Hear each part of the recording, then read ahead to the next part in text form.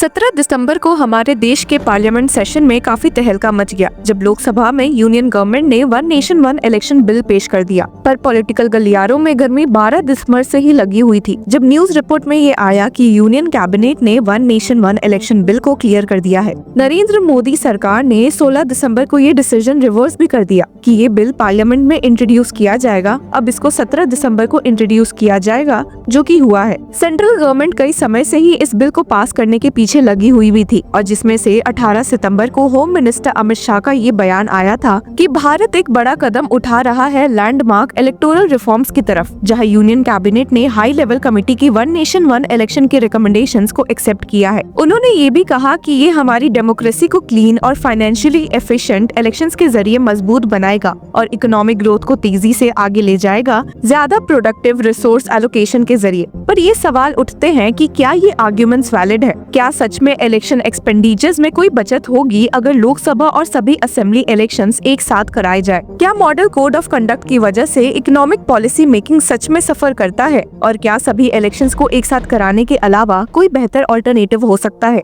यही कुछ सवाल लोगों के मन में चले हैं और former finance and economic affairs secretary Subhash Chandra Garg के भी, जिन्होंने इलेक्टोरल बॉन्ड्स के समय भी यूनियन से तीखे सवाल किए थे। इस वीडियो में हम इन्हीं कुछ सवालों के जवाब उनसे सुनेंगे और ये भी देखेंगे कि कैसे उन्होंने one nation one election scheme को सिर्फ एक पॉलिटिकल एंगल कहा है। पहले तो ये देखते हैं कि लेसर एक्सपेंडिचर वाली बात कितनी सच और सही है। तो भारत सरकार के इलेक्शन एक्सपेंडिचर्स 3 मुख्य हेड्स के अंडर आते हैं: इलेक्शन कमीशन का एस्टैब्लिशमेंट एक्सपेंडिचर, इलेक्शंस का ऑर्गेनाइजेशन और इलेक्टोरल वोटिंग मशीन्स की खरीद। इन एक्सपेंडिचर्स को अच्छे से समझने के लिए हमें एक 5 ईयर साइकिल के इलेक्शन एक्सपेंडिचर्स को देखना पड़ेगा। मोदी 2.0 2019 to 2024 के दौरान सरकार ने total election related expenditures ₹16,255 crore या ₹3,251 करोड़ पर एनम का खर्चा किया था, जिसमें ₹300 करोड़ इलेक्शन कमीशन एस्टैब्लिशमेंट पे, ₹1,916 करोड़ इलेक्शंस के ऑर्गेनाइजेशन पे और ₹1,035 करोड़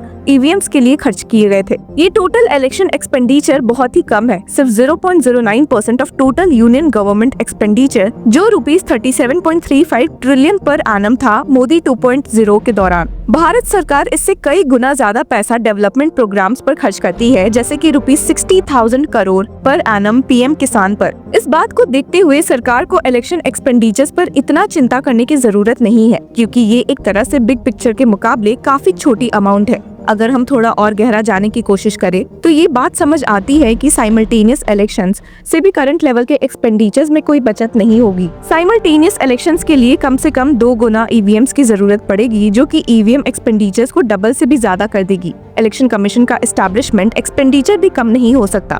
ऊपर से इलेक्शन ऑर्गेनाइजेशन एक्सपेंडिचर भी कम नहीं होगा, क्योंकि साइमल्टेनियस पोल्स के प्रोसेस से इलेक्शन रिलेटेड टास्क पे से कोई सेविंग नहीं होती। इस तरह फाइनेंशियली एफिशिएंट इलेक्शंस का आर्ग्यूमेंट जो वन नेशन वन इलेक्शन को जस्टिफाई करने के लिए दिया जा रहा है, वो सिंपली गलत है। और अब यहाँ बात आती है इस स्कीम के पॉलिटिकल होने की। सुभाष गर्ग ने स्टेट किया है कि वन नेशन वन इलेक्शन का प्राइम रैशनल पॉलिटिकल है। इलेक्शन आउटकम्स को 3 मुख्य फैक्टर्स इन्फ्लुएंस करते हैं: नैरेटिव्स की पावर, कॉन्स्टिट्यूएंसी अरिथमेटिक और वोटिंग प्रोसेस पर कंट्रोल। नेशनली डोमिनेंट पार्टीज, खासकर रूलिंग पार्टी, ये मानती है कि अगर लोकसभा और असेंबली इलेक्शंस एक साथ होंगे तो उनके नैरेटिव्स और वोटिंग कंट्रोल की पावर रीजनल पार्टीज के वोटर्स को अपने पक्ष में कर सकती है। लेकिन ये अलग बात है कि ये एक्सपेक्टेशन हर बार नेशनल पार्टीज के फेवर में काम करे, ये जरूरी नहीं है। एक और पॉइंट जो यूनियन ने उठाया था इस बिल के फेवर में, वो था इकोनॉमिक रिफॉर्म्स का, लेकिन इससे गर्ग ने बिल्कुल भी अग्री नहीं किया है। उनका मानना है कि सरकार को चाहिए कि वो अपने इकोनॉमिक रिफॉर्म्स और ग्रोथ सपोर्टिंग पॉलिसी डिसीजंस को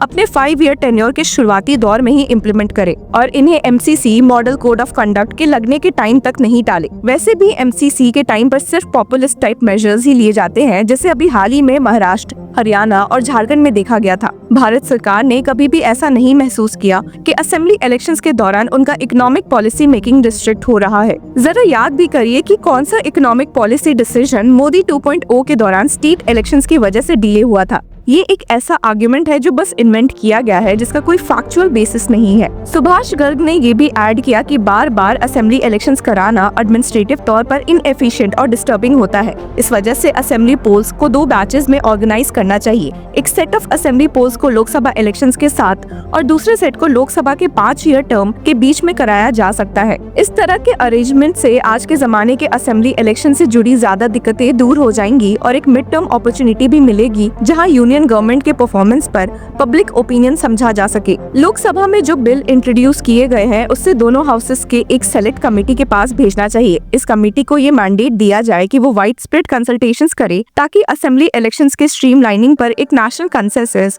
बनाया जा सके। आपको बता दें कि यूनियन गवर्नमेंट ने इस बिल को जस्टिफाई करने के लिए फाइनेंशियली एफिशिएंट इलेक्शंस और इकोनॉमिक ग्रोथ के लिए ज्यादा प्रोडक्टिव एलोकेशन ऑफ रिसोर्सेज को 2 मुख्य आर्गुमेंट्स के रूप में समझाया है। One nation one election bill का मकसद है लोकसभा और असेंबली इलेक्शंस को एक साथ कराने का रास्ता तय करना। फाइनेंशियली एफिशिएंट आर्गुमेंट का ये मानना है कि साइमल्टेनियस इलेक्शन से खर्चे कम हो जाएंगे। मॉडल कोड ऑफ कंडक्ट के अंदर कम समय लगने के रैशनल दिए जा रहे हैं, जो इकोनॉमिक ग्रोथ को तेजी से आगे बढ़ाने में मदद करेगा। लेकिन क्या आप इन पॉइंट से अग्री करते हैं? अपनी राय हमें जरूर बताएं। Until then, keep following law Chakra. Hello law lovers and justice seekers, welcome to law Chakra. हम आपके लिए लेकर आए हैं कुछ बहुत ही exclusive. Introducing law Chakra prime membership, जो आपको देगा exclusive access like never before. चाहते हो कि सबसे पहले आपको मिले latest legal updates? Law Chakra prime के साथ आपको मिलेगा early access to exclusive content, critical case analysis, courtroom बैठक का ब्रेकडाउन, वो भी बाकी व्यूअर्स से पहले।